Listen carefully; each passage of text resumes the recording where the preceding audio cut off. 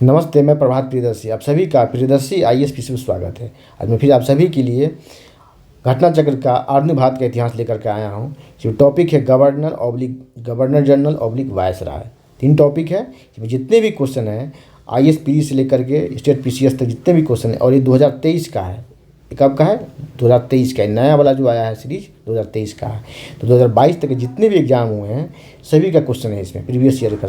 IAS PC से लेकर जितने भी स्टेट पीसी, बीपीएससी हो गया, UP PCS, JPSC, Uttarakhand PCS, MP PCS, सभी के पीसीएस के इसमें क्वेश्चन है। एक एक करके बात करेंगे और आप अंत तक बने रहेंगे। आप चैनल पर पहले नए हैं आप तो पहले सब्सक्राइब करें, बेल आइकन प्रेस करें, जिससे कि आपको नोटिफिकेशन मिलता रहेगा। और घटना चक्र के अलावा भी कोई वीडियो देखना है, इसको एनसीईआरटी का देखना है, साइंस का, करंट का, पॉलिटी का, ज्योग्राफी का देखना है, एमसीक्यू देखना है, आप तो चैनल पर जाएं, प्लेलिस्ट बना हुआ वहाँ आप सर्च करें, सारा वीडियो मिल जाएगा। स्टार्ट करते हैं, क्वेश्चन से स्टार्ट करते हैं। देखिए क्वेश्चन रहा, पहला क्वेश्चन है कि निम्नलिखित कथनों पर विचार कीजिए। 2 कथन दिया गया है, उसके बाद ऑप्शन ढूंढना है सही आंसर। ये है नंबर 1 है कि रॉबर्ट क्लाइव बंगाल के प्रथम गवर्नर जनरल थे, तो ये नहीं थे। ठीक है, तो बंगाल के प्रथम गवर्नर जनरल कौन थे? तो वारेन हेस्टिंग्स थे। ये कौन थे? वारेन हेस्टिंग्स थे। Warren Hastings. ठीक है, ये कब बना था? 1774 में बना था। किस एक्ट के द्वारा बना था? एक्ट भी पूछ सकता है आपसे। तो 1773 का रेगुलेटिंग एक्ट। कौन सा? Regulating act 1773। रेगुलेटिंग एक्ट 1773 के द्वारा बना था। ठीक है, तो रॉबर्ट क्लाइव कब था? तो 1757 में था। ठीक है, जो प्लासी का युद्ध हुआ था बंगाल में, नदिया जिला में, भागीरथी नदी के किनारे, तो प्लासी के युद्ध के समय रॉबर्ट क्लाइव था। और रॉबर्ट क्लाइव को भारत में ब्रिटिश साम्राज्य का वास्तविक संस्थापक माना जाता है। ठीक है। 2 नंबर की विलियम बेंटिक भारत के प्रथम गवर्नर जनरल थे, तो ये सही है। देखते हैं आंसर 2 नंबर किस में है? तो बी में है। केवल यही आंसर होगा। अब विलियम बेंटिक भारत का प्रथम गवर्नर जनरल थे, तो कब बने? 1834 में बने। 1834 में। तो किस एक्ट के द्वारा? इस समय भी एक एक्ट आया था, इसका नाम था रेगुलेटिंग एक्ट 1833। इसके द्वारा 1834 में भारत के प्रथम गवर्नर जनरल, और ये वारेन हेस्टिंग्स बंगाल के प्रथम गवर्नर जनरल, और रॉबर्ट क्लाइव बंगाल के गवर्नर थे। ठीक है, इस तरह से बने। विलियम बेंटिक प्रशासनिक सुधार और सामाजिक सुधार के लिए जाना जाता है। इसी के काल में प्रथम विधि आयोग की स्थापना हुई थी। अभी भारत में 22वें विधि आयोग की स्थापना हो चुकी है। ठीक है, 22वें विधि आयोग के अध्यक्ष कौन है? आप कमेंट सेक्शन में कमेंट करेंगे। सिविल सेवा की तैयारी करने वाले को अब करेंट को स्टैटिक से और स्टैटिक को करेंट से जोड़ कर पढ़ना चाहिए, को रिलेट करके पढ़ना चाहिए, एक दूसरे सब्जेक्ट से जोड़ करके। तो इसमें विलियम बेंटिक की बात हो रही है। तो इसी के समय भारत में प्रथम विधि आयोग की स्थापना हुई थी लॉर्ड मैकाले के नेतृत्व में। किससे? मैकाले के बारे में बहुत आप लोग पढ़े होंगे। ठीक है, लॉर्ड मैकाले विधि आयोग की स्थापना हुई थी। कई एग्जाम में क्वेश्चन आ चुका है कि भारत के प्रथम विधि आयोग के अध्यक्ष कौन थे? स्वतंत्र भारत के प्रथम विधि आयोग के अध्यक्ष कौन थे? तो एमजी सीतलवार। और स्वतंत्र भारत में रहे भारत के प्रथम विधि आयोग के अध्यक्ष तो मैकाले। इसने नहीं अंग्रेजी शिक्षा का प्रसार किया था। ठीक है, लॉर्ड मैकाले। और विलियम बेंटिक के समय ही भारत में सती प्रथा और ठगी प्रथा का अंत हुआ था। सती प्रथा राजा राम मोहन राय के अथक प्रयास से इनका भी सपोर्ट मिला, सती प्रथा का अंत हुआ। ठगी प्रथा इसने ही कैप्टन सिली में इनको आदेश दिया कि ठगी प्रथा का अंत करने के लिए। दोनों इन्हीं के समय हुआ था। चलिए आगे बढ़ते हैं। 2 नंबर क्वेश्चन है कि भारत के प्रथम गवर्नर जनरल कौन थे? Lord Clive, Lord Warren Hastings, Lord mayor, Lord Dalhousie. तो इसमें से कोई नहीं, तो स्टार लगा हुआ तो कोई नहीं। राइट आंसर कौन होगा? बेंटिक। विलियम बेंटिक ही भारत के प्रथम गवर्नर जनरल थे। कब? 1834 में बने हैं, 1833 के एक्ट के द्वारा। चलिए आगे बढ़ते। 3 नंबर, भारत के प्रथम गवर्नर जनरल कौन थे? तो लॉर्ड मेयर, लॉर्ड लिटन, इसमें से कोई नहीं। राइट आंसर ई दिया गया। इसमें बीपीएससी में पूछा गया 66वीं में डी एग्जाम में। तो राइट आंसर होगा विलियम बेंटिक ही होगा। कौन सा? बेंटिक। 1834 में बने। चलिए आगे बढ़ते हैं। 4 नंबर देखते हैं, निम्नलिखित घटनाओं पर विचार कीजिए। रॉबर्ट क्लाइव पुनः भारत आगमन, 2 है इलाहाबाद की संधि, 3 बक्सर का युद्ध, 4 है वारेन हेस्टिंग्स का भारत का गवर्नर जनरल बनना। क्वेश्चन क्या पूछा जा रहा है इसमें?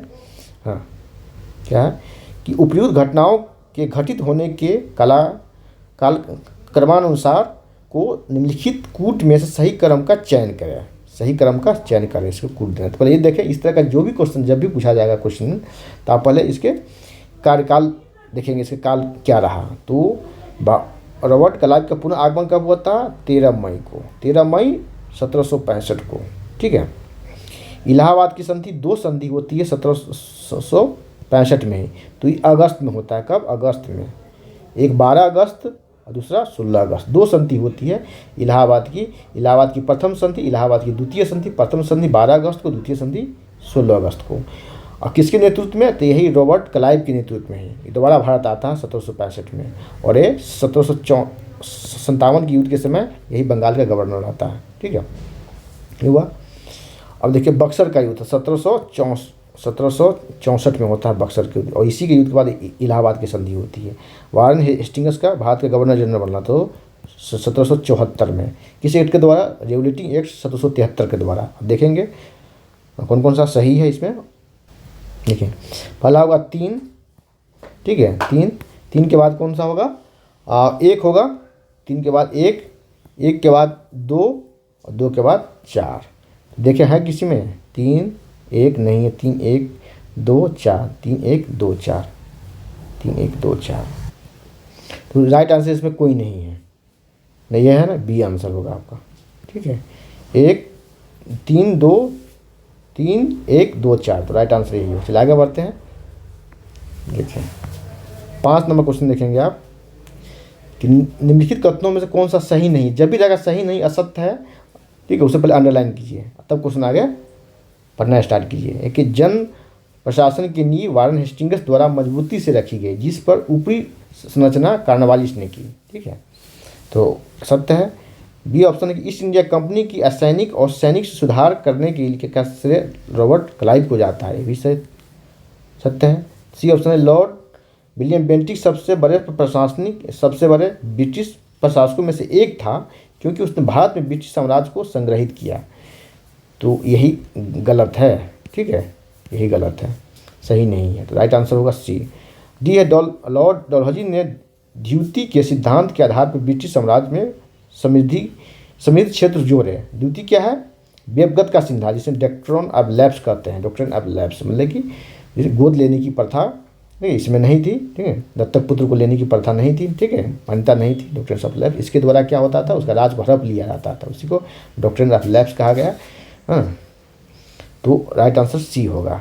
और विलियम बेंटिक जो है इसका साम्राज्य संग्रहित करने के लिए नहीं जाना आता, इसे सामाजिक एंड प्रशासनिक सुधार के लिए आता है। इसमें ठगी प्रथा का अंत, सती प्रथा का अंत हुआ। ठीक है, तो इसलिए जाना आता है। चलिए 6 नंबर क्वेश्चन है कि भारत में ब्रिटिश साम्राज्य का संस्थापक किससे माना जाता है?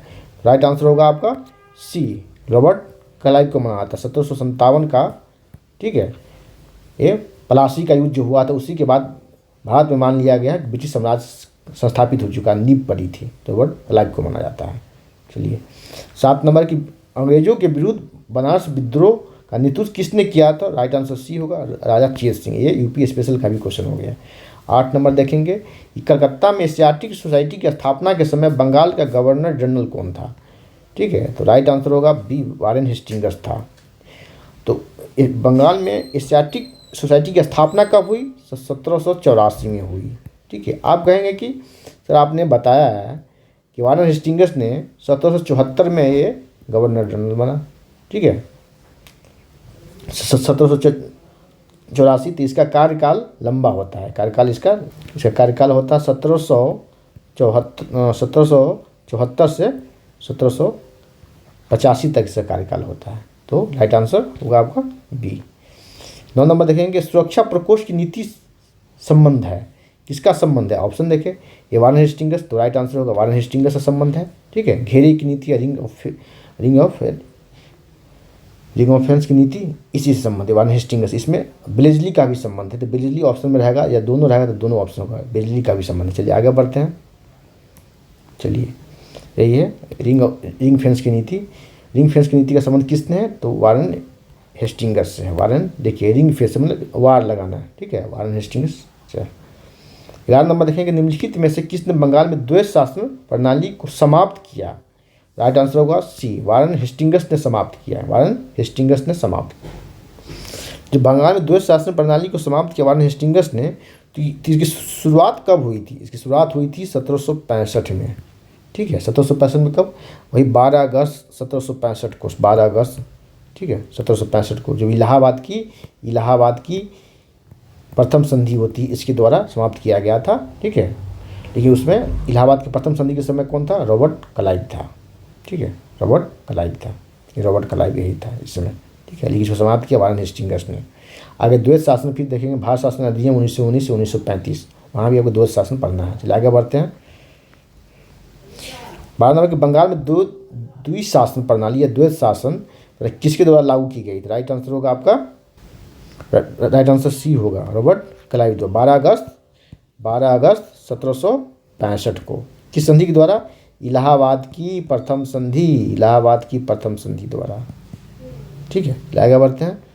13 नंबर की, किस गवर्नर जनरल पर महाभियोग का मुकदमा चलाया गया? राइट आंसर होगा आपका वारन हेस्टिंग्स पर चलाया गया। वारन हेस्टिंग्स पर तो महाभियोग का मुकदमा चलाया गया, कहाँ? इंग्लैंड में चला, लेकिन इसे माफ़ कर दिया था। माफ़ इसलिए कर दिया था, बहस के बाद कई वर्षों तक मुकदमा चला कि इसने गलती किया है, गलत किया है, लेकिन गलत अपने लिए नहीं किया, व्यक्तिगत लाभ के लिए नहीं किया, पर्सनल बेनिफिट के लिए नहीं किया। तो किसके लिए किया? ब्रिटिश साम्राज्य के लिए। जो भी इसने गलत किया ब्रिटिश साम्राज्य के लिए गलत किया, इसकी वजह से इसे छोड़ दिया था, माफ़ कर दिया जाता है। चलिए 14 नंबर क्वेश्चन है कि निम्नलिखित में से किस पर ब्रिटिश संसद में महाभियोग का मुकदमा चलाया गया? तो वारन हेस्टिंग्स पर चलाया गया, इसे माफ़ भी कर दिया था। आगे बढ़ते हैं। 15 नंबर क्वेश्चन है कि बेलोर का विद्रोह किस गवर्नर जनरल के समय हुआ? तो राइट आंसर होगा सर जॉर्ज बोरलो के नेतृत्व में बेलोर का विद्रोह। चलिए आगे बढ़ते हैं। 16 नंबर देखेंगे कि भारत में न्यायिक संगठन की स्थापना किसने की? लॉर्ड कॉर्नवालिस ने किया है। ये कब है? 1793 में। ठीक है, कॉर्नवालिस कोड लाया था, कॉर्नवालिस संहिता लाया था, कॉर्नवालिस संहिता ले आया था, संहिता। ठीक है, इसे कोड भी करते, कॉर्नवालिस कोड लाया था। ठीक है, तो इसके द्वारा क्या हुआ? दीवानी और फौजदारी न्यायालय को श्रेणीबद्ध किया गया। दीवानी और फौजदारी न्यायालय को श्रेणीबद्ध किया गया। और संविधान में पढ़ते होंगे 7वीं अनुसूची क्या है?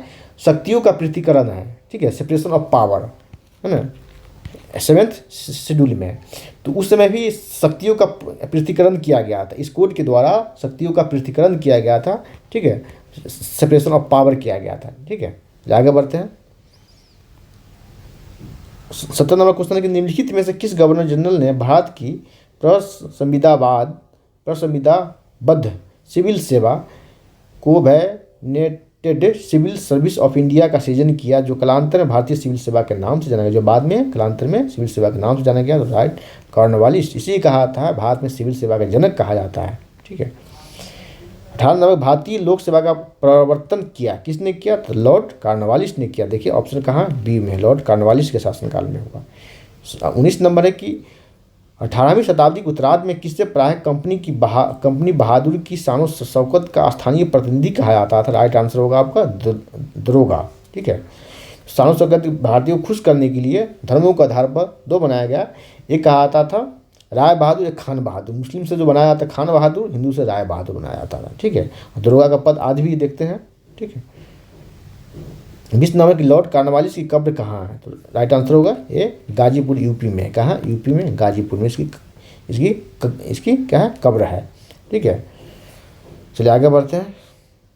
21 नंबर की लॉर्ड ब्लेजली द्वारा लागू की गई सहायक संधि व्यवस्था के बारे में निम्नलिखित में कौन सा लागू नहीं किया था?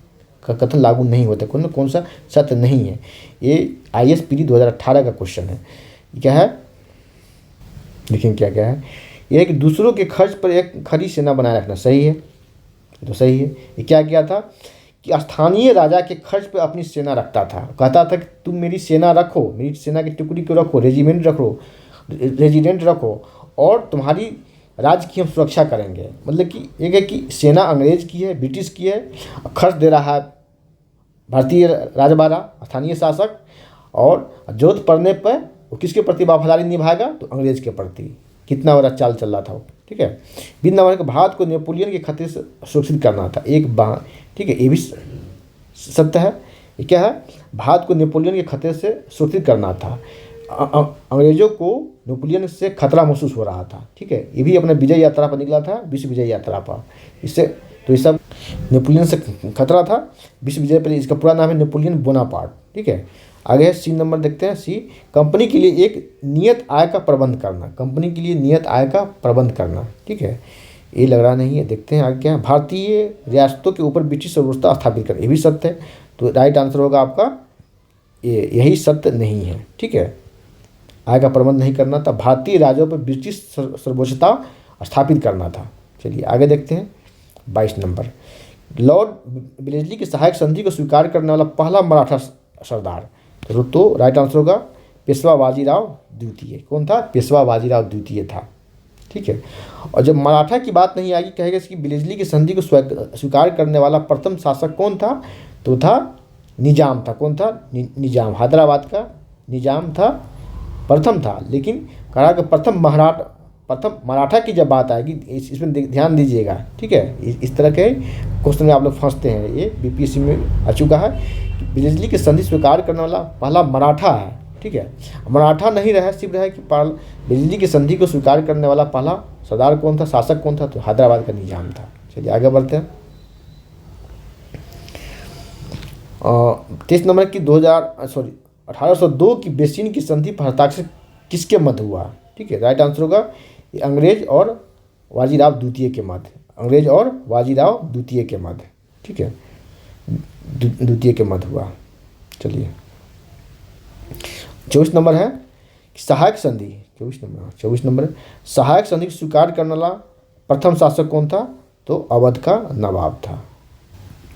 देखिए यहाँ भी ध्यान देने वाली बात, देखिए सहायक संधि स्वीकार करने वाला प्रथम शासक कौन था? राइट आंसर होगा अवध का नवाब। आप कहेंगे सर आपने बताया है कि वेलेस्ली की सहायक संधि, यहाँ देखिए यह क्या है? वेलेस्ली की सहायक संधि की बात हो रही है। तो वेलेस्ली की सहायक संधि को वेलेस्ली की सहायक संधि को प्रथम बार स्वीकार करने वाला कौन था? तो हैदराबाद का निजाम था। और वेलेस्ली की सहायक संधि को स्वीकार करने वाला प्रथम मराठा कौन था? तो पेशवा बाजीराव द्वितीय था। और यहाँ क्या है? सहायक संधि को स्वीकार करने वाला सिर्फ सहायक संधि है, वेलेस्ली की बात नहीं हो रही है। तो अवध का नवाब होगा। ये कब हुआ था? 1765 में हुआ था। कब? 1765 में। 1765 की बात है। ठीक है, चलिए आगे बढ़ते हैं। चलिए 25 नंबर सहायक संधि को किसके काल में क्रियान्वित किया गया? राइट आंसर होगा लॉर्ड वेलेस्ली के काल में। चलिए, और 26 नंबर की निम्न में से सहायक संधि स्वीकार नहीं किया था। किसने स्वीकार? इंदौर के होलकर ने स्वीकार नहीं किया। किसने स्वीकार कर दिया? होलकर ने स्वीकार नहीं किया। आगे बढ़ते हैं। 27 नंबर है कि सहायक संधि व्यवस्था को स्वीकार करने वाला प्रथम भारतीय देशी शासक कौन था? 27 नंबर राइट आंसर होगा आपका हैदराबाद का निजाम। पहले उन्हें बताया। ठीक है, सहायक संधि हैदराबाद के निजाम। चलिए 28 नंबर है निम्नलिखित पर विचार कीजिए जिन्होंने लॉर्ड वेलेस्ली के साथ सहायक संधि की थी और उसके द्वारा किए गए संधियों का सही कलानुक्रम नीचे दिए गए कूट से पता कीजिए। राइट आंसर इसका क्या होगा देखते हैं। चलिए हैदराबाद कब है? हैदराबाद है 1798। ठीक है, हैदराबाद। मैसूर जो है 1799 में है। 99। अवध जो है, अवध है 1801 में। 1801 में अवध। और सिंधिया कब है? तो सिंधिया 1804 में। 1804 में। अब देखें तो एक आएगा पहले 1 2 3 4 1 2 3 4 1 2 3 4। राइट आंसर ए है। 29 नंबर है भारतीय राज्यों पर अंग्रेजी प्रभुत्व स्थापित करने के लिए किसने प्रशासन सहायक संधि प्रणाली का सूत्रपात किया? राइट आंसर होगा लॉर्ड वेलेस्ली। किसने? लॉर्ड वेलेस्ली ने इसका सूत्रपात किया। ठीक है, लॉर्ड वेलेस्ली। चलिए 30 नंबर की ईस्ट इंडिया कंपनी का राजपूत राज्यों से सहायक संधि करने का मुख्य उद्देश्य क्या था? तो राइट आंसर इसका होगा आपका, राइट आंसर क्या क्या है? यह शत्रुओं के विरुद्ध सैनिक सहायता प्राप्त करना। ठीक है, बी ए मराठा पिंडारी आक्रमण से इन राज्यों की सुरक्षा करना। सी है खिराज के रूप में धन प्राप्त करना। डी अंग्रेजों को प्रभुसत्ता स्थापित करना। यही राइट आंसर, यही है मुख्य उद्देश्य इसका, यही है। और ये सब जो बहाना था, ये सब क्या था, एक बहाना था। राइट आंसर इसका मुख्य उद्देश्य इसका यही था। चलिए 31 नंबर के निम्नलिखित युगों में से कौन सा सही सुनिश्चित नहीं है। बक्सर का युद्ध 1764 सत्य है। सहायक संधि 1763, ये गलत। सहायक संधि 1798 है। कब है? 1798 लॉर्ड ब्रिजली के समय। सी है ईस्ट इंडिया कंपनी ब्रिटिश का अधिकार, ये भी सत्य है। ब्रिटिश नागरिक कंपनियों के लिए भारत और चीन के व्यापार के लिए खुला जाना, ये भी सत्य है। भारत में ईस्ट इंडिया कंपनी का एकाधिकार, ठीक है, 1833, ठीक है, और एकाधिकार को समाप्त किया गया था। और डी है कि ब्रिटिश नागरिकों एवं कंपनियों के लिए भारत में व्यापार का खोला जाना भी सत्य है। राइट आंसर होगा सी, क्या है, सुनिश्चित नहीं है। राइट आंसर ये नहीं होगा, ठीक है, 1798 होगा।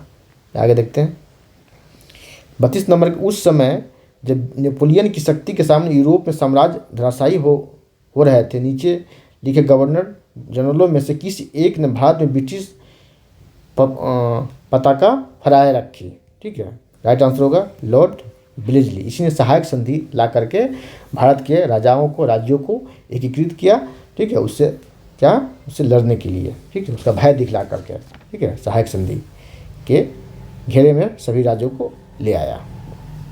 चलिए 33 नंबर के आंग्ल नेपाल युद्ध किसके शासन काल में हुआ था। राइट आंसर होगा बी, लॉर्ड हेस्टिंगस के शासन काल में हुआ था। कब? 1814 से 16, ठीक है। और अंत कब होता? सुगौली की संधि, सुगौली की संधि, सुगौली की संधि, सुगौली की संधि द्वारा इसका अंत होता है, ठीक है, सुगौली की संधि द्वारा। चलिए आगे बढ़ते हैं। चलिए आ ही गया। सुगौली की संधि कब हुई थी? तो 1816 में। 1816 में तो लिखबद्ध हुआ था, मतलब लिखाया था संधि, लेकिन लागू किया गया उसको 4 मार्च 1816 को, ठीक है। अगर ऑप्शन में 16 नहीं रहे तो 15 भी रहे तो 15 मानेंगे, क्योंकि लिखबद्ध किया गया, इसमें लिखाया गया, संधि लिखाया गया, लेकिन उसे लागू किया गया 16 में। आगे बढ़ते हैं। 35 नंबर देखेंगे, निम्नलिखित में से कौन सा युग सही सुनिश्चित नहीं है। हेक्टर मुनरो, बक्सर का युद्ध इसी के नेतृत्व में लड़ा गया था, लेकिन गवर्नर कौन था? लॉर्ड क्लाइव था।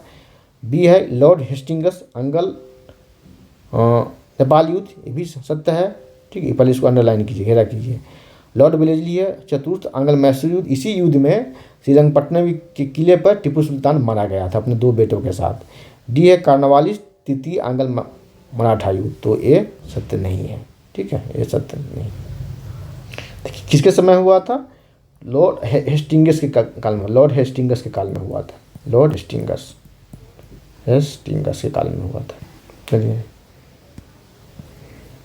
कौन था? लॉर्ड हेस्टिंगस था, लॉर्ड हेस्टिंगस था, लॉर्ड हेस्टिंगस, लॉर्ड हेस्टिंगस था, ठीक है। कब? तो 1817 से 18 में हुआ था, ठीक है। आगे बढ़ते हैं। 36 नंबर देख लेते। तृतीय आंग्ल मराठा युद्ध संबंधित है लॉर्ड हेस्टिंगस से। किससे? लॉर्ड हेस्टिंगस से। आगे भी क्वेश्चन था इस पर। चलिए आप देखते हैं 38 नंबर, 37 नंबर। सर टॉमस मुनरो किन वर्षों में मद्रास के गवर्नर बने? देखो ये 1820 से 27 की अवधि में बने। अब देखेंगे आगे 38 नंबर। तथाकथित कुशासन के आधार पर किस गवर्नर जनरल ने राज्य के प्रशासन को ले लिया? तो लॉर्ड 38 राइट आंसर होगा आपका सी, विलियम बेंटिक ने ले लिया। किसने? विलियम बेंटिक ने मैसूर को। चलिए आगे बढ़ते हैं। 39 नंबर की निम्नलिखित बंगाल के गवर्नर जनरलों में से कौन एक तृतीय आंग्ल मैसूरी युद्ध से संबंधित है? तृतीय आंग्ल मैसूरी युद्ध से राइट आंसर होगा इसका एक कार्नवालिस। कब? इसका संधि कब हुआ था? तो 1792 में इसकी संधि हुई। श्रीरंगपट्टनम की संधि। कब? श्रीरंगपट्टनम की संधि, श्रीरंगपट्टनम की संधि, ठीक है। श्रीरंगपट्टनम की संधि द्वारा ये युद्ध खत्म हुआ 1792 में। नहीं, अगर कार्नवालिस और किसके साथ हुआ? टीपू सुल्तान के साथ हुआ। चलिए आगे बढ़ते हैं। 40 नंबर के ठगों के दमन में निम्नलिखित में से कौन संबंध था? ठगों के दमन में निम्नलिखित में से कौन संबंध था? तो right answer captain Sleeman, captain Sleeman. लेकिन इस आदेश किसने दिया था, इसे पावर किसने दिया था? विलियम बेंटिक ने दिया था, ये बेंटिक ने दिया था, ठीक है, बेंटिक ने दिया था। चलिए आगे बढ़ते हैं। 41 ठगों का उन्मूलन किसके नेतृत्व में हुआ? बीपीएससी पीटी 19 में क्वेश्चन आया था, यही है कैप्टन स्लीमैन के नेतृत्व में, ठीक है। 42 नंबर है कि निम्नलिखित में से कौन सामाजिक सुधार विलियम बेंटिक ने प्रारंभ किया? क्या क्या किया? देखिए एक कब का क्वेश्चन है, अच्छा ये 2021 का क्वेश्चन है, देखें यहाँ, देखें सती प्रथा का उन्मूलन इसने किया था, दास प्रथा का उन्मूलन इसने भी किया था, ये भी आंसर सही है। एक धर्म परिवर्तन के कारण अयोग्यता के प्रावधान को हटाना, ये नहीं किया था, इसे इस तरह से एलिमिनेट कर रहे हैं। ठगों से संबंधित गिरोह का दमन, ये भी सही है, कैप्टन स्लीमैन को लगाया था। तो 1 2 4 किस में है? 1 2 4 सी ऑप्शन सही है। चलिए 43 नंबर है कि सती प्रथा पर पाबंदी किसने लगाई? तो लॉर्ड विलियम बेंटिक ने लगाई। कब? 1829 में। 1829 में विलियम बेंटिक ने राजा राम मोहन राय के सहयोग से। चलिए 44 नंबर की सती प्रथा को गैर कानूनी किसने घोषित किया? राइट आंसर होगा विलियम बेंटिक ने। कब? 1829 में, 1829 में किया था, ठीक है, राजा राम मोहन राय के सहयोग से। 45 नंबर की विलियम बेंटिक द्वारा सती प्रथा किस वर्ष समाप्त किया गया? तो 1829। चलिए देखिए हिल असेंबली प्लान किसके द्वारा आदिवासी उन्नति के लिए लाया गया? राइट आंसर होगा क्वीबलैंड द्वारा। 47 नंबर देखेंगे, इनमें से किस वर्ष बंगाल से दासों के निर्यात को रोक दिया गया? राइट आंसर 1789 में इसे रोक दिया गया, मतलब दासों का निर्यात होता था, ठीक है, इसे रोक दिया गया। 48 नंबर की लॉर्ड डलहौजी द्वारा अवध का अंग्रेजी राज में विलय निम्न में से किस रीति से हुआ, किस कारण से हुआ? राइट आंसर होगा आप ये कुप्रशासन की नीति से। क्या? चलिए इसको देख रहे हैं, इसमें कई तरह के कई बार इस पर क्वेश्चन आ चुके हैं, IAS से लेकर कई UPPCS तक आ चुके हैं, स्टेट PCS तक। लॉर्ड डलहौजी द्वारा इसको कहा था व्यक्तिगत का सिद्धांत, डॉक्ट्रिन ऑफ लैप्स कहा गया था। देखिए जिस राजा के पुत्र नहीं होते थे वो क्या करता था कि दत्तक पुत्र नहीं ले सकता, गोद नहीं ले सकता, तो उसके राज को हड़प लेता था। अब अवध में ऐसी व्यवस्था नहीं थी, तो उसको हड़पना था, मुख्य उद्देश्य था राज को हड़पना। तो वहाँ कुप्रशासन की बात कहकर इसके कारण उस राज को हड़प लिया, अवध को हड़प लिया, ठीक है। कब? तो 1856 में हड़प लिया, 1856 में, ठीक है, 1800। चलिए तो विलय की नीति के द्वारा सर्वप्रथम किसको विलय किया था? सतारा को। किसको? सतारा। दूसरा था संभलपुर, यही पूछा जाता, क्रम पूछा जाता। पहला कौन था? सतारा था, और दूसरा कौन था? तो संभलपुर। सतारा कब? 1848 में, 1848 में सतारा, और 1839 में जैतपुर और संभलपुर, जैतपुर भी साथ में था, एक ही वर्ष किया जैतपुर और संभलपुर, ठीक है। तो आगे बढ़ते हैं। अब देखिए 49 नंबर, बघात रियासत का ब्रिटिश में विलय कब हुआ? डलहौजी के समय हुआ, डलहौजी ने किया, तो बघात, ठीक है, 1850 ईस्वी में किया, ठीक है। 50 नंबर की निम्न में से किस देशी रियासत को अंग्रेजों ने अपने क्षेत्र में नहीं मिलाया? तो ग्वालियर को नहीं मिला। किसने? ग्वालियर इसका मित्र था, ग्वालियर को नहीं मिला। 1857 का जो युद्ध होता है, ठीक है, इसमें ग्वालियर ने इसमें भरपूर सहयोग किया था। और अंग्रेजों ने कहा था कि 1857 का जो युद्ध होता है उसमें अगर ग्वालियर हमें साथ नहीं देता तो हमें रातों रात भारत छोड़ कर भागना पड़ता है, ठीक है। चलिए 51 नंबर की ब्रिटिश साम्राज्य अवध का विलय कब हुआ? तो 1856 में हुआ, आगे बता ही दिया है, कुप्रशासन का कारण। और 52 नंबर की विलय का सिद्धांत के तहत निम्नलिखित राज्यों पर विलय विचार कीजिए और कलाक्रम उनसे ये कीजिए। देखिए सतारा सबसे पहले 1848, ठीक है, 1848 सतारा। बघात है 1850 है बघात। झांसी कब है? झांसी 54 है, 1854, और उदयपुर 1852 है। देखिए मिलावे, सबसे पहले एक, उसके बाद बघात 2 3 के बाद है 2 4, देखिए 1 3 है कहीं, 1 3 2 4, 1 1 3 2 4, देखिए 1 3 के बाद ये आएगा ना, 1 3 4 2 आएगा, 1 3 4 2 है ना, झांसी बाद में है ना, तो 1 3 कहाँ, 1 3 4 2 सी आंसर होगा। चलिए आगे बढ़ते हैं। देखिए अधोलिखित युगों में से कौन सुमेलित है? राइट आंसर होगा आपका ये तो 17 1848 है, तो ये गलत है, इसे कर दे एलिमिनेट मेथड बोलते हैं, एलिमिनेशन मेथड, ठीक है, जो सही उसको काट रहे हैं। 1848 पंजाब का विलय, इसका विलय नहीं हुआ। चलिए 1856 अवध का विलय, तो और 1855 झांसी का विलय है। झांसी का विलय होता है 1852 में, झांसी का विलय होता है 1854 में। कब होता है? 1854 में होता है, 55 में नहीं होता है। राइट आंसर होगा आपका सी 1856 में, ठीक है। अब देखते हैं आगे 54 नंबर देखते हैं कि निम्नलिखित में से किसने विलय की नीति नियोजित एवं क्रियान्वित की? तो लॉर्ड डलहौजी ने व्यक्तिगत का सिद्धांत ला करके। चलिए आगे बढ़ते हैं।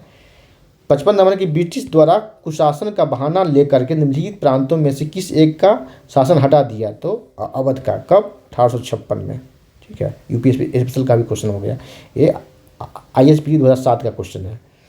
अब देखेंगे 56 नंबर देखेंगे, भारत में ब्रिटिश शासन के दौरान निम्नलिखित राज्यों के विलय पर विचार कीजिए। तो आईएएस 2004 का क्वेश्चन है, ठीक है। तो 17 हुआ था 49 में, 17 49 में, फिर 17 1848 में, संबलपुर हुआ था 49 में, 1849 में, ठीक है। और झांसी हुआ था, झांसी का 1854 है, देखें 1854। तो 3 2 और 1, 3 2 1 कहाँ? 3 2 1, राइट आंसर सी है। चलिए आगे बढ़ते हैं। 57 नंबर लॉर्ड डलहौजी की विलय नीति का प्रथम शिकार निम्नलिखित में से कौन सा हुआ? राइट आंसर 17 हुआ। कब? 1848 में, सर्वप्रथम यही हुआ था। उसके बाद संभलपुर हुआ था, उसके बाद जैतपुर हुआ। चलिए आगे देखते हैं। 1800 ये है 58 नंबर डलहौजी की व्यक्तिगत सिद्धांत के अंतर्गत विलय किया गया प्रथम राज्य कौन था? तो 17 था। कब था? 1848, ठीक है। आगे बढ़ते हैं। 59 नंबर की जेम्स एंड्रूस रैमजे भारत के किस गवर्नर जनरल का वास्तविक नाम था? राइट आंसर लॉर्ड डलहौजी का नाम था, बहुत फेमस था लॉर्ड डलहौजी का। राइट आंसर नाम था, उसका वास्तविक नाम था जेम्स एंड्रू रैमजे। चलिए 60 नंबर है कि अंग्रेजों द्वारा सिंध विजय संपन्न हुआ। कब हुआ? कि किसके? तो लॉर्ड एलनबरो के समय, लॉर्ड एलनबरो के समय 1842 में, 1842 के समय। चलिए आगे बढ़ते हैं।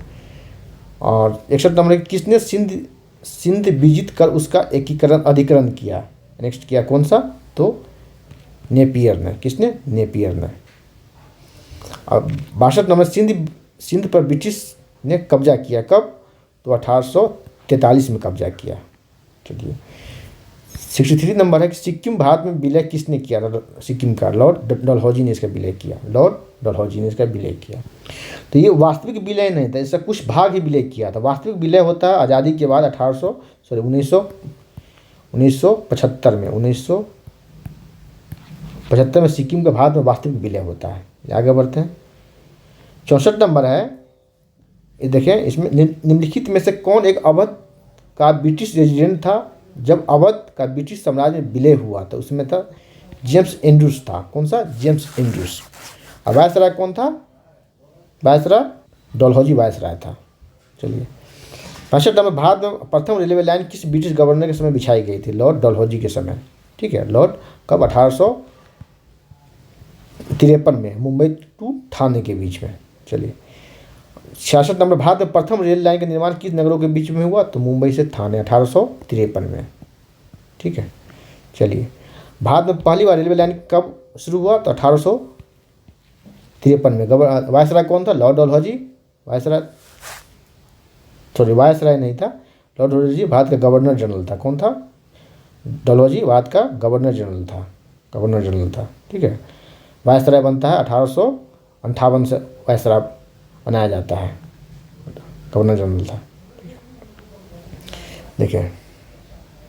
देखिए 68 नंबर क्वेश्चन है कि किस कंपनी ने सर्वप्रथम भारत में रेल यात्रा प्रारंभ की? तो उसका नाम था ग्रेट इंडियन पेनिनसुला रेलवे। क्या था? Great Indian peninsula railway. चलिए, और रेलवे के निर्माण करने के लिए, लाइन बिछाने के लिए करोड़ों रुपया कर्ज लिया गया था।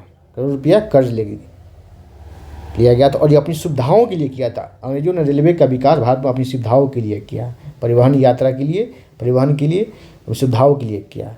ठीक है, हम देखें 59 नंबर है, सॉरी 69 नंबर है कि ब्रिटिश भारतीय राज्य क्षेत्र का अंतिम प्रमुख विस्तार हुआ। राइट आंसर ये होगा डफरिन के काल में। किसमें? डफरिन के काल में। एक था 1885 के काल में, जब भारतीय राष्ट्रीय कांग्रेस का गठन किया गया, उस समय। आईएएस प्री 2000 का क्वेश्चन है। चलिए 70 नंबर के पब्लिक वर्क डिपार्टमेंट को 1845 से 1855 के द्वारा स्वरूप देने वाले कौन थे? लॉर्ड डलहौजी है। लॉर्ड डलहौजी था जो अलग से पब्लिक वर्क डिपार्टमेंट का गठन किया था। ठीक है, लॉर्ड डलहौजी। ठीक है, देखिए 71 नंबर विधवा पुनर्विवाह अधिनियम किसके शासन काल में कार्यान्वित किया गया था? लॉर्ड कैनिंग के काल में। कौन सा? लॉर्ड कैनिंग के काल में। कब? तो 1856 में। ठीक है, देखिए एक संयोग क्या है इसमें, 1857 के युद्ध होता है। 1857 का प्रथम स्वतंत्रता संग्राम भी कहा था, सैनिक विद्रोह क्या कहा था। तो उसमें बहुत सारे सैनिक क्या होते हैं? वीरगति को प्राप्त होते हैं, अंग्रेज की तरफ से भी, भारत की तरफ से भी। ठीक है,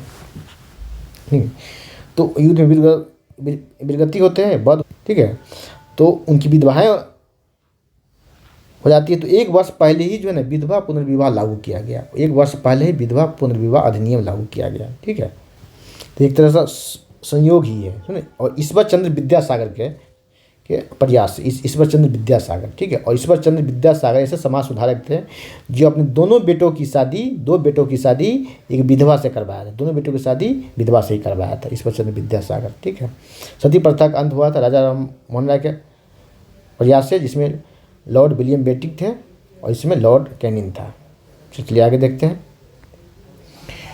72 नंबर की 1 नवंबर 1858 को महारानी विक्टोरिया द्वारा घोषणा पत्र इलाहाबाद में पढ़कर किसने सुनाया? तो राइट आंसर होगा इसका तो लॉर्ड कैनिंग। कौन? Lord Canning. ठीक है, चलिए 73 नंबर की निम्नलिखित में से कौन एक भारत का प्रथम वायसराय था? लॉर्ड कैनिंग था। यही लॉर्ड कैनिंग 1858 में बनाया जाता है। ठीक है, 1858 में प्रथम वायसराय लॉर्ड कैनिंग बने। ठीक है, देखिए 74 नंबर 1 नवंबर 1858 को महारानी विक्टोरिया द्वारा घोषणा पत्र पढ़कर किसने सुनाया था? तो लॉर्ड कहाँ? तो इलाहाबाद में। देखिए इलाहाबाद महारानी विक्टोरिया का जो घोषणा पत्र था, ठीक है, कंपनी से सारा अधिकार अपने हाथों में ले लिया। ठीक है, तो घोषणा पत्र कहाँ सुनाया गया? इलाहाबाद में। किसने सुनाया था? Lord Canning. लॉर्ड कैनिंग कौन था उस समय? भारत का गवर्नर जनरल था। इसी के बाद ये बनता है वायसराय, बनता है वायसराय। ठीक है, और प्रथम वायसराय लॉर्ड कैनिंग है। चलिए 75 नंबर है कि अपने पुत्र के स्थान पर दूसरे उत्तराधिकारी को गोद लेने के अधिकार को पुनः स्थापित किया गया। तो राइट आंसर 1858 की वहाँ जो साम्राज्य की घोषणा द्वारा, महारानी की घोषणा द्वारा। ठीक है, इलाहाबाद। तो इसी घोषणा कहाँ हुई, कहाँ पढ़ा गया? इलाहाबाद में। किसके द्वारा? कैनिंग के द्वारा। चलिए 76 नंबर की महारानी विक्टोरिया को भारत की साम्राज्ञी नियुक्त किया गया। कब? तो 1877 में। देखिए 1857 में युद्ध होता है। ठीक है, महासंग्राम होता है, और 1858 में पूरा अधिकार अपने हाथों में ले लेती है महारानी। ठीक है, और लेकिन भारत की साम्राज्य घोषित की जाती है 1877 में, 20 वर्षों बाद। ठीक है, चलिए आगे बढ़ते हैं। 77 नंबर क्वेश्चन देखते हैं। निम्नलिखित में से किस गवर्नर जनरल ने भारत में दास प्रथा को समाप्त किया? किसने? राइट आंसर होगा लॉर्ड एलनबरो ने। किसने किया था? लॉर्ड एलनबरो ने भारत में दास प्रथा को समाप्त किया। कब? 1843 ईस्वी में। 1843 ईस्वी में एलनबरो ने। ठीक है, और इसी ने रविवार को क्या किया? रविवार को सार्वजनिक अवकाश की घोषणा किया था। रविवार को सार्वजनिक अवकाश की घोषणा किया था। झारखंड में देखे होंगे, चाहे बिहार के सीमांचल जिलों में, कि रविवार को सार्वजनिक अवकाश की जगह पर शुक्रवार को सार्वजनिक अवकाश किया गया बहुत सारे विद्यालयों में। ठीक है, तो चर्चा में रहा, तो पर्चा मारने की संभावना है। सार्वजनिक रविवार को सार्वजनिक अवकाश की घोषणा किसने किया? तो एलनबरो ने किया। देखिए 78 नंबर की निम्न युग्मों में से कौन सा एक सही सुनिश्चित है? राइट आंसर होगा आपको लॉर्ड, राइट आंसर ये भी नहीं होगा। राइट आंसर होगा आपको ई। अस्थाई बंदोबस्त कब लाया था? तो 1793 में, सॉरी 1793 में, 1993, 1793 में लाया था, लॉर्ड कॉर्नवालिस के द्वारा लाया गया था। ठीक है। सहायक संधि ब्लेजनी लाया, डलहौजी ने नहीं लाया था। कैनिंग के समय भारतीय राष्ट्रीय कांग्रेस की स्थापना नहीं हुई थी, डफरिन के समय हुई थी 1885 में। ठीक है। ब्लेजली चतुराई पूर्व निष्क्रियता की नीति इसने नहीं अपनाया था। राइट आंसर होगा आपका ए है। चलिए 79 नंबर क्वेश्चन है कि निम्नलिखित में से किसका सुलेम नहीं है? कौन सुलेमित नहीं है? कॉर्नवालिस अस्थायी बंदोबस्त सत्य है। लॉर्ड ब्लेजली सहायक संधि सत्य है। लॉर्ड डलहौजी बेपद का सिद्धांत भी सत्य है। लॉर्ड कैनिंग उच्च निष्क्रियता ये सत्य नहीं है। ठीक है। अब देख 80 नंबर, अस्थायी बंदोबस्त किसके शासनकाल में प्रारंभ किया गया था? लॉर्ड कॉर्नवालिस के शासनकाल में किया। कब? 1793 में। ठीक है। भूमि से संबंधित है अस्थायी बंदोबस्त। ठीक है। 81 नंबर की कौन सा सही सुनिश्चित नहीं है? ठीक है। अस्थायी बंदोबस्त कॉर्नवालिस सही है 1793 में। देखिए लॉर्ड ब्लेजली सहायक संधि भी सत्य है। ठीक है। लॉर्ड हेस्टिंग्स आंग्ल द्वितीय मराठा युद्ध, लॉर्ड विलियम बेंटिंग ये भी सही है। तो यही आंसर ये सत्य नहीं है। ये क्या है? ये सत्य नहीं है। ठीक है। आगे बढ़ते हैं। 82 नंबर की पेशवाई को कब समाप्त किया गया? राइट आंसर होगा बी। 1818 में पेशवाई को समाप्त किया गया। किसको? पेशवाई को समाप्त किया गया। 83 नंबर है, निम्नलिखित में से किसने राजपूताना की देसी रियासतों के साथ 1817-18 की अधीनस्थ संधि की बातचीत की थी? राइट आंसर होगा चार्ल्स मेटकॉफ ने। चलिए 84 नंबर है, निम्न में से कौन सुनिश्चित नहीं है? जब भी नहीं रहेगा सत्य नहीं तो उसका अंडरलाइन करेंगे। लॉर्ड कॉर्नवालिस अस्थायी बंदोबस्त सत्य है। लॉर्ड ब्लेजली सहायक संधि भी सत्य है। लॉर्ड सर जॉन शोर आंग्ल मैसूर युद्ध ये सत्य नहीं है, ये हेस्टिंग्स के समय हुआ था। लॉर्ड हेस्टिंग्स तृतीय आंग्ल मैसूर युद्ध ये सत्य है, ये भी सत्य हो। तो राइट आंसर होगा आपका सी जो है सत्य नहीं है, सी सत्य नहीं है। चलिए आप देखते हैं 85 नंबर, निम्नलिखित में से कौन एक सही सुनिश्चित है? लॉर्ड एलमोर अवध का विलीनीकरण। ठीक है, मतलब विलीन कर लिया, उसे मिला लिया। ठीक है। बी है लॉर्ड डलहौजी सिंध का विलीनीकरण। ठीक है। लॉर्ड ब्लेजली चतुर्थ आंग्ल मैसूर युद्ध। और डी है सर जॉन शोर तृतीय आंग्ल मैसूर युद्ध। राइट आंसर होगा सही सुनिश्चित कौन सा? तो राइट आंसर यही होगा। ठीक है। चतुर्थ कब हुआ? तो 1799 में हुआ। और इसी 1799 में श्रीरंगपट्टनम की किले पर टीपू सुल्तान अपने दो बेटों के साथ मारा गया। ठीक है। और इसमें चतुर्थ आंग्ल मैसूर युद्ध में मराठा और हैदराबाद के निजाम दोनों अंग्रेज़ के साथ था। दोनों अंग्रेज़ के साथ नंगी तलवारें लेकर खड़ा था अंग्रेज़ के साथ, और टीपू सुल्तान की सरकलम किया गया। चलिए 86 नंबर है, निम्नलिखित में से कौन सा सही सुनिश्चित नहीं है? राइट देखते हैं। लॉर्ड डलहौजी अवध का विलीनीकरण नहीं है, तो पहले इसको अंडरलाइन करते हैं, ये सत्य है। लॉर्ड डफरिन भारतीय राष्ट्रीय कांग्रेस की स्थापना 1885 सही है। लॉर्ड विलियम बेंटिक चार्टर द्वारा पारित किया गया, ये भी सत्य है। लॉर्ड लिटिन प्रथम आंग्ल मैसूर युद्ध, ये सत्य नहीं है, ये भी यही सत्य, डी जो है सत्य नहीं है। ये कब हुआ था? 1839-40 में हुआ था। कौन था यहाँ पर? इसके जब ये नहीं था तो कौन था? इसका नाम था जनरल ऑकलैंड था। कौन? ऑकलैंड था। चलिए आगे बढ़ते हैं। 87 नंबर देखते हैं, निम्न में से कौन चतुराई पूर्ण निष्क्रियता की नीति के साथ जुड़ गया? राइट आंसर होगा इसका जॉन लॉरेंस। कौन था? जॉन कहेगा चतुराई पूर्ण निष्क्रियता की नीति के साथ जुड़ गया जॉन लॉरेंस। देखते हैं 88 नंबर के, भारत में वित्तीय विकेंद्रीकरण है। ठीक है, डिसेंट्रलाइजेशन। ठीक है, वित्तीय फिनेंशियल डिसेंट्रलाइजेशन किसने प्रारंभ किया? राइट आंसर लॉर्ड मेयो ने। किसने? Lord Mayo. इसी लॉर्ड मेयो को किसने कहाँ मार दिया गया? अंडमान निकोबार द्वीप में से चाकू गोद करके एक अफगानी ने मार दिया। ठीक है, लॉर्ड मेयो। ठीक है। 79 नंबर है, भारत में अंग्रेजों के समय में प्रथम जनगणना कब हुई? राइट आंसर होगा लॉर्ड मेयो के समय। लॉर्ड मेयो के समय जनगणना होती है प्रथम जनगणना 1871 में, ठीक है। लेकिन नियमित रूप से होता है 1881 से। 1881 से वो कौन होता है? लॉर्ड रिपन के समय, लॉर्ड रिपन का समय, रिपन, ठीक है। चलिए, हाँ इस पर क्वेश्चन आ सकता है क्योंकि अब जनगणना होने वाली है। कहा था जो चर्चा में पर्चा होने की संभावना ज़्यादा होती है, यहाँ से भी क्वेश्चन आ सकता है करेंट से जोड़ करके, ठीक है। कैमा जनगणना हो चुका है, प्रथम जनगणना कब हुआ, नियमित कब हुआ, तो इस तरह के क्वेश्चन पीसीएस पीडी में आ सकते हैं। चलिए, 90 नंबर कौन व्यक्ति था, वह कौन व्यक्ति था जिसने भारत में पहली बार जनसंख्या की जनगणना करवाई? ठीक है, जिसने पहली बार जनसंख्या की जनगणना करवाई। राइट आंसर होगा लॉर्ड मेयो। कब?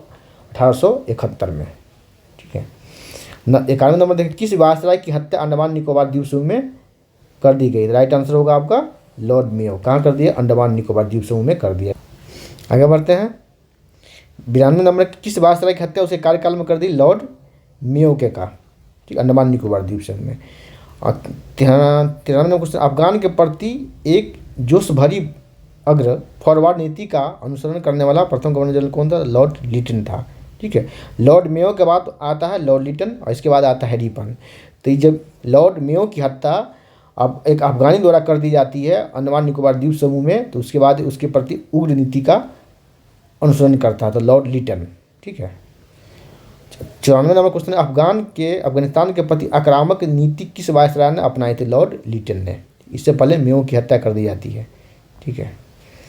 95 नंबर, कौन भारत का वायसराय सबसे दीर्घकाल तक रहा? तो राइट आंसर होगा लॉर्ड कर्जन। लॉर्ड कब से कब तक रहा? तो इस रहा 1899 से 1905 तक रहा। कितना वर्ष तक? 7 वर्ष तक रहा, 7 वर्ष तक रहा, ठीक है। इसी के समय में लॉर्ड कर्जन समय बंगाल का विभाजन हुआ था। चलिए आगे बढ़ते हैं। 1905 में 96 कौन सा है? 95 नंबर, 96 नंबर देखते हैं। भारत में स्थानीय स्वायत्तशासी संस्थाएं 1882 में सशक्त की गई, ठीक है। इसमें कौन था? लॉर्ड रिपन था, किसने? Lord Ripon. और इसी समय प्रथम बार जो है नियमित जनगणना करवाया गया 1881 में। प्रथम जनगणना तो 1871 में ही हुआ था लॉर्ड लिटन के समय, इसी समय नियमित हुआ। चलिए आगे बढ़ते हैं। 97 भारत में स्थानीय स्वशासन को किसने प्रोत्साहित किया था? लॉर्ड रिपन ने। किसने? लॉर्ड रिपन ने। 98 नंबर की, इल्बर्ट बिल विवाद किससे संबंधित था? इल्बर्ट बिल, राइट आंसर इसका सी होगा यूरोप के लोगों के मामले की सुनवाई करने के लिए भारतीय न्यायाधीशों पर लगाई अयोग्यता हटाना, ठीक है। इल्बर्ट बिल पहले क्या था कि यूरोपीय व्यक्ति का कोई केस होता तो उसको मुकदमा होता तो उसकी सुनवाई भारतीय न्यायाधीश नहीं कर सकता था, ठीक है, ठीक है। तो उसी को हटाने के लिए इल्बर्ट बिल लाया गया था, तो इसका विरोध हुआ था बहुत ज़्यादा। चलिए आगे बढ़ते हैं। चलिए, 99 नंबर से, भारत में उपनिवेशी शासन के संदर्भ में 1883 में पारित इल्बर्ट का बिल का उद्देश्य क्या था? ठीक है, उसका उद्देश्य था जहाँ तक अदालतों की दंडिक अधिकारिता का संबंध था, भारतीय तथा यूरोपीय लोगों को बराबरी पर रोकना था, ठीक है। बिल का उद्देश्य मतलब भारतीय और यूरोपीय लोगों को बराबरी पर लाना था, यही इसका इल्बर्ट बिल का उद्देश्य था, ठीक है। 100 नंबर क्वेश्चन है, किसकी पदावधि में महिलाओं तथा बच्चों की कार्य अवधि के घंटों को सीमित करने तथा स्थानीय शासन को आवश्यक नियम बनाने के लिए प्राधिकृत करने के लिए प्रथम फैक्ट्री अधिनियम अधिग्रहण किया गया, ठीक है। राइट आंसर होगा लॉर्ड रिपन का समय। किसके? Lord Ripon. ISP 2007 में क्वेश्चन आ चुका है लॉर्ड रिपन। यहाँ देखें 101 नंबर है कि निम्नलिखित कथनों पर विचार कीजिए। फैक्ट्री एक्ट 1881 औद्योगिक कामगारों की मजदूरी नियत करने के लिए गैर कामगारों को मजदूर संघ बनाने देने की दृष्टि से पारित किया गया था, ठीक है। तो ये नहीं होगा, ठीक है। 2 नंबर देखते हैं। NM लोखंडे ब्रिटिश भारत में मजदूर आंदोलन संगठित करने वाला अग्रगामी थे। राइट आंसर होगा इसका बी, यह सत्य है। चलिए 2017 के ISPD का क्वेश्चन है। चलिए देखिए 102 नंबर, निम्नलिखित में से किसे भारत में स्थानीय स्वायत्त शासन का जनक माना जाता है? तो लॉर्ड रिपन को माना जाता है। चलिए अब देखेंगे 103 नंबर, निम्नलिखित में से कौन सा सही सुनिश्चित नहीं है? स्थानीय शासन लॉर्ड लिटन, तो यही हो जाएगा, लॉर्ड रिपन होगा। कौन ना? रिपन। ठीक है, बाकी बात सब सही। सहायक संधि और प्रबंध राज्य की नीति लॉर्ड विलेजली सही से, तो राइट आंसर ए होगा। देखिए जब भी रहेगा नहीं नहीं तो पहले कर इसको अंडरलाइन करेंगे आप। 104 नंबर है कि सूची 1 को सूची 2 से मिलाइए और नीचे दिए गए कूट में से सही उत्तर का चयन कीजिए। Lord Clive, Lord William Bentinck, ठीक है, देखें चार्ल्स मेटकाफ और कर्जन। बंगाल में दोहरा शासन, देखें देखते हैं, एक लॉर्ड क्लाइव, इसका होगा बंगाल में दोहरा शासन। ठीक है, लॉर्ड क्लाइव का यहाँ होगा। बेंटिक का क्या होगा? अंग्रेजी शिक्षा। इसी समय लॉर्ड मैकाले को बनाया गया था, अध्यक्ष बनाया गया था, तो इसे अंग्रेजी शिक्षा का विकास किया गया। ठीक है, 3 नंबर देखते हैं, चार्ल्स मेटकाफ। चार्ल्स मेटकाफ के तो हो जाएगा प्रेस पर प्रतिबंध हटाना। ठीक है, और कर्जन तो क्या हो जाएगा? बंगाल विभाजन 1905। राइट आंसर होगा इसका ए। ठीक है, राइट आंसर ए हो जाएगा। और देखें क्लाइव जो है, ठीक है, बंगाल में दोहरा शासन लाया रॉबर्ट क्लाइव 1765 में। ठीक है, वही बताया, आगे मैंने बताया था कब? 1765, 12 अगस्त 1765 की इलाहाबाद की प्रथम संधि द्वारा दीवानी अपने हाथों में ले लिया। बेंटिक के समय अंग्रेजी शिक्षा का विकास हुआ। ठीक है, लॉर्ड मैकाले के नेतृत्व में। और मेटकाफ जो है प्रेस पर से प्रतिबंध हटा लिया, इसलिए लॉर्ड चार्ल्स मेटकाफ को कहा आता है प्रतिबंध भारतीय प्रेस का मुक्तिदाता कहा था। लॉर्ड कर्जन 1905 के समय बंगाल का विभाजन हुआ। चलिए आगे बढ़ते हैं। 105 नंबर देखेंगे, इसमें सूची 1 को और सूची 2 को मिलाना है कूट में से। लॉर्ड डलहौजी, तो क्या व्यक्तिगत का सिद्धांत, यहाँ आ जाइए। विलियम बेंटिक, सती प्रथा का अंत।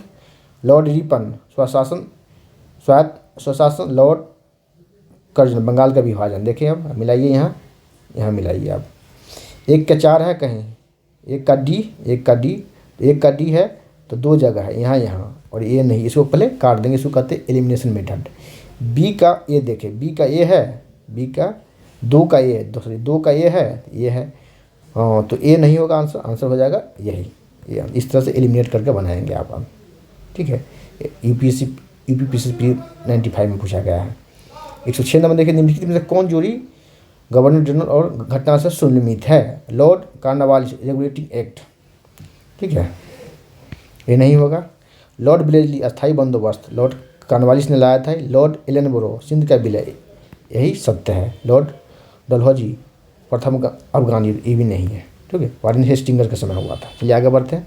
107 नंबर देखेंगे, भारतीय पुरातत्व सर्वेक्षण की स्थापना किसके काल में हुई थी? लॉर्ड कर्जन के काल में हुई थी। किसके काल में? लॉर्ड कर्जन के काल में। चलिए 108 नंबर, भारतीय पुरातत्व सर्वेक्षण की स्थापना हुई थी तो लॉर्ड कर्जन के काल में।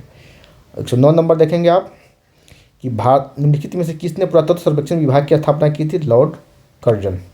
ठीक है, लॉर्ड कर्जन भी नहीं होगा। इसकी स्थापना हुई थी लॉर्ड मेयो का समय। कब? लॉर्ड मेयो का समय, गवर्नर लॉर्ड मेयो। ठीक है, मेयो के समय, मेयो के समय 1871 में, 1871 में। ठीक है, 1871 में। तो राइट आंसर इसमें कोई नहीं है, लॉर्ड मेयो होगा। चलिए 110 नंबर देखते हैं, प्राचीन स्मारक संरक्षण एक्ट किस गवर्नर जनरल के कार्यकाल में पारित हुआ? लॉर्ड कर्जन के समय में।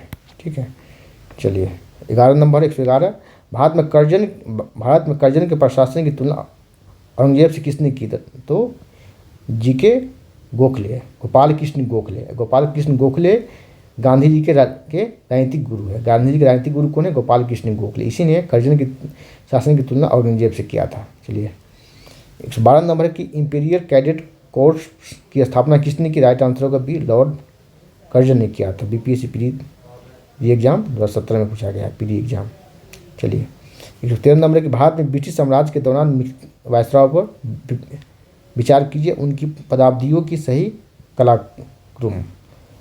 कालानुक्रम, मतलब कि उसके पदावधि का कालक्रम जो है उसको सही सुनिश्चित करें। लॉर्ड कर्जन कब है? 1905 में रहा है। लॉर्ड हार्डिंग 1910 के आसपास रहा है। ठीक है, चेम्सफोर्ड रहा है 1919 के समय में रहा है। ठीक है, ये 1919 के समय में रहा है। और लॉर्ड इरविन रहा 1930 के समय में रहा है। ठीक है, देखते हैं। ठीक है, तो एक देखिए कि मिलान करते हैं। एक के बाद 2 3, इसके बाद 4 ही आएगा, 1 2 3 4 ए पे है। चलिए आगे बढ़ते हैं। 114 नंबर देखते हैं। असैनिक प्रशासन 1905 के संदर्भ में कौन सा कथन सत्य है? लॉर्ड कर्जन ने भारतीय सीमाओं को पुनर्गठित करने का निर्णय लिया, ठीक है। और पूर्वी बंगाल और आसाम नामक एक नया प्रांत बनाया गया। तो राइट आंसर दोनों होगा, ठीक है। राइट आंसर ए और डी दोनों सत्य है। चलिए दोनों सत्य है। 115 नंबर क्वेश्चन, फूट डालो और राज करो की नीति अपनाई गई थी, किसने? तो ये तो अपनाया था लॉर्ड कर्जन ने भी अपनाया था और लॉर्ड मिंटो ने भी अपनाया था। लॉर्ड कर्जन के समय क्या हुआ? बंगाल का विभाजन हुआ 1905 में, और तर्क दिया गया बंगाल का विभाजन करने का कि राज्य बड़ा है, प्रांत बड़ा है, तो प्रशासन की सुविधा सुचारू रूप से चलाने के लिए प्रशासन को इसलिए विभाजन करना जरूरी है, अनिवार्य है। लेकिन उसका मुख्य उद्देश्य था क्रांतिकारियों को दबाना, ठीक है। क्योंकि पश्चिम बंगाल में जो आज तो बांग्लादेश है वो मुस्लिम बहुल था, अभी जो पश्चिम बंगाल है हिंदू बहुल था। वहाँ क्रांतिकारी का गढ़ हुआ करता था क्रांतिकारियों को, तो क्रांतिकारी गतिविधियों को रोकना, दबाना, सप्रेस करने के लिए उसने ऐसा किया, ठीक है। तो फूट डालो और राज करो, हिंदू मुस्लिम बांटा। लॉर्ड मिंटो के बारे में जानते होंगे। लॉर्ड मिंटो, मार्ले मिंटो योजना आया था 1909 में। ये क्या था? 1909 का मार्ले मिंटो योजना, मुसलमानों के लिए पृथक निर्वाचन व्यवस्था किया गया। तो दोनों क्या है? ये हिंदू भारत में फूट डालो और राज करने को, हिंदू और मुस्लिम में लड़ाई करवा करके राज करना चाहता था। दोनों आंसर होगा इसका। चलिए आगे बढ़ते हैं। 116 नंबर के, मुझे विश्वास है कि कांग्रेस अपने विनाश की तरफ जा रही है और मेरी ये बड़ी इच्छा भारत में रहते होगी कि इसके शांतिप्रिय निधन के लिए इसका सहायक होने। किसने कहा था? लॉर्ड कर्जन ने कहा था, कब? 1905 के समय। 117 नंबर है कि इसमें से किस गवर्नर जनरल ने सबसे पहले पृथक निर्वाचन मंडल की व्यवस्था की मुसलमानों को जीतने और उन्हें कांग्रेस के विरुद्ध करने का इस्तेमाल किया था? लॉर्ड मिंटो ने। मार्ले मिंटो योजना आया था कब? 1909 में लाया था, जिसे देखिए यही मार्ले मिंटो योजना है जिसे कांग्रेस ने विरोध किया था। लेकिन आगे जा कर के कब? 1916 का जो लखनऊ अधिवेशन होता है उसमें कांग्रेस ने इसे एक्सेप्ट कर लिया था, क्योंकि मुस्लिम लीग और कांग्रेस का उसमें समझौता हुआ था। साथ साथ उसमें क्या होता है, लखनऊ अधिवेशन 1916 में गरम दल और नरम दल का भी समझौता हुआ था। वहाँ कांग्रेस ने इसे एक्सेप्ट कर लेता है, ठीक है। और यही आगे भारतीय विभाजन का बीजारोपण यही हो जाता है। 118 नंबर की निम्नलिखित में से कौन भारत का एकमात्र यहूदी वायसराय था? राइट आंसर होगा आपका लॉर्ड रीडिंग। लॉर्ड रीडिंग क्या था? एक यहूदी वायसराय था, ईसाई नहीं है, यहूदी था, ठीक है। यहूदियों को सबसे बड़ा दोस्त कौन है? इजराइल। चलिए 119 नंबर क्वेश्चन, निम्नलिखित युगों में से कौन सा सही सुनिश्चित नहीं है? नहीं पर अंडरलाइन करा है, ठीक है। East India act, Warren Hastings, गलत है। डॉक्ट्रिन ऑफ लैब्स, डलहौजी, और सही नहीं, ये तो सत्य है, ठीक है। तो इका बात 1773 में लाया था, 1773 में लाया गया था, ठीक है। ये सत्य है। डॉक्ट्रिन ऑफ लैब्स, ये भी सत्य है, 1848 में लाया गया था। वर्नाकुलर प्रेस एक्ट, ये सही है, ये भी ये नहीं है। Vernacular press act, Ilbert bill Ripon, तो राइट आंसर होगा यही, ये सत्य नहीं है, ठीक है। 119 देखिए, वर्नाकुलर प्रेस एक्ट कर्जन ने नहीं लाया था, ये लाया था लॉर्ड लीटन ने लाया था, ये लॉर्ड लीटन ने लाया था। लीटन लाया था कब? तो 1878 को लाया था, ठीक है, लॉर्ड लीटन ने। तो ये सत्य नहीं है, सत्य नहीं है, ये सभी सत्य है। चलिए आगे बढ़ते हैं। 120 नंबर देखिए, निम्नलिखित युगों में से कौन सुलमित नहीं? जब भी रहेगा नहीं तो उसको अंडरलाइन करें, ठीक है। ठगी का दमन, विलियम बेंटिक, ये भी सत्य है। इलवर्ट बिट रिपन सहित सत्य है। रिंग्स ऑफ फ्रेंच की नीति, वारेन हेस्टिंग्स, सत्य है। वर्नाकुलर प्रेस एक्ट, ये फिर इसमें होगा, ये लीटन ने लाया था, कब? लॉर्ड लीटन ने लाया था 1778 में लाया था, 1778 में लाया, लॉर्ड लीटन ने लाया था। चलिए 21 नंबर, 121 नंबर, ब्रिटिश भारत की राजधानी कलकत्ता से दिल्ली हस्तांतरण किसके काल में हुआ? लॉर्ड हार्डिंग के काल में। कौन, कब हुआ? ये 1911 में होता है, लॉर्ड हार्डिंग के काल में। चलिए इसी समय बंगाल का विभाजन रद्द भी होता है। चलिए आगे बढ़ते हैं। दिल्ली दरबार का आयोजन होता है उस समय। 122 नंबर है, और इसमें जोरा को कहें सुनिश्चित करना है, ठीक है। यह है कि चाकू का सिद्धांत हड़प नीति, चुप का सिद्धांत हड़प नीति किसने लाया था? डॉक्ट्रिन ऑफ लैब्स, तो डलहौजी ने लाया था। बंगाल का विभाजन, लॉर्ड कर्जन। बंगाल में दोहरा शासन, लॉर्ड क्लाइव 1765 और सामाजिक सुधार विलियम बेंटिक, ये आगे मैंने आपको बतलाया है। सामाजिक सुधार और प्रशासनिक सुधार के लिए जाना जाता है। तो एक का देखिए 3, एक का 3 कहाँ कहाँ है, यहाँ और यहाँ है, ये और ये दोनों नहीं, इसको काट देंगे, इसको कहते हैं एलिमिनेशन मेथड। बी के कहाँ, ए, बी का ए है, तो यही राइट आंसर होगा आपका यही, ठीक है। ये भी गलत हो जाएगा। चलिए 123 नंबर देखिए, इसमें सूची को मिलाना, सूची 1 सूची 2 को, ठीक है। ठीक है, ये क्या है, ISPD 1996 का क्वेश्चन है, ठीक है। देखिए यह बंगाल में फोर्ट विलियम प्रेसिडेंसी का गवर्नर जनरल रेगुलेटिंग एक्ट 73 के अधीन था, ठीक है।